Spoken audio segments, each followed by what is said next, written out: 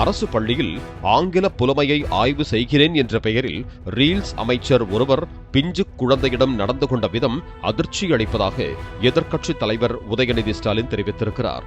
கடந்த வாரம் சிவகாசி அருகே உள்ள அரசு பள்ளியில் அமைச்சர் கீர்த்தனா ஆய்வு மேற்கொண்டது குறித்து சமூக வலைதளத்தில் பதிவிட்டிருக்கும் உதயநிதி, மாணவர்களிடம் எப்படி நடந்து கொள்ள வேண்டும், எந்த சூழ்நிலைகளில் கேமராக்களை தவிர்க்க வேண்டும் என அமைச்சருக்குத்தான் முதலில் வகுப்பெடுக்க வேண்டும் என்றார்.